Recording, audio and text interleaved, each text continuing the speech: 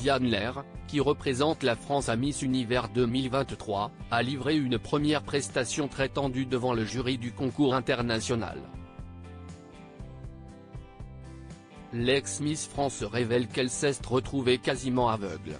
Si est une fois son bac en poche, à l'âge de 18 ans, que Diane Lair envisage de s'inscrire au concours Miss France après avoir enchaîné les petits boulots à Paris.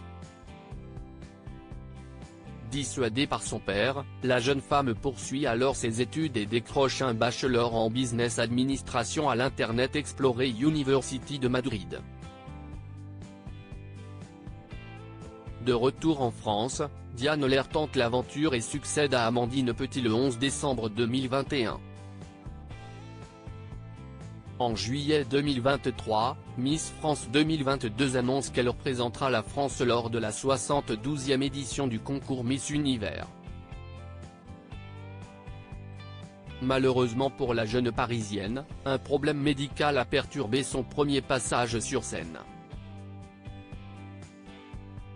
Diane Lair, Miss France 2022, j'ai eu la varicelle au niveau des yeux lors du show préliminaire du concours Miss Univers 2023, mercredi 15 décembre, 83 candidates se sont présentées devant un public en liesse. Une pression importante pour nos jeunes Miss, puisque leurs interviews sont déterminantes dans le choix des 12 finalistes. Diane Lair s'est montrée plutôt hésitante sur le podium du gymnase Adolfo Pineda de San Salvador.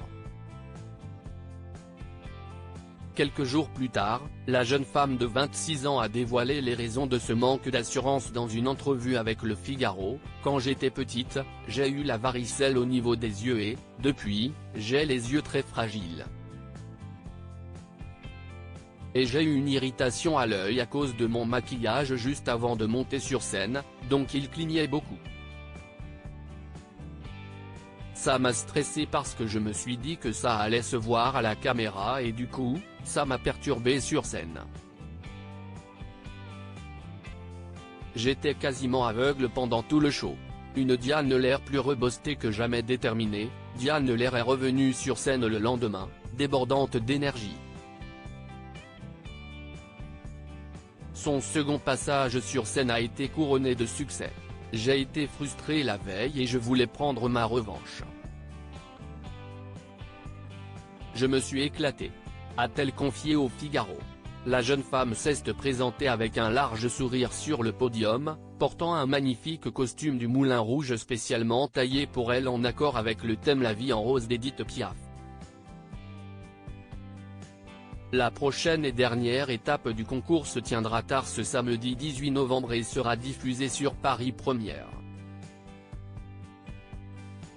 Espérons que Diane Lair décrochera la très prisée couronne que la Française Iris Mittenard, qui fait partie du jury, a remportée il y a 7 ans. Article écrit en collaboration avec 6 médias.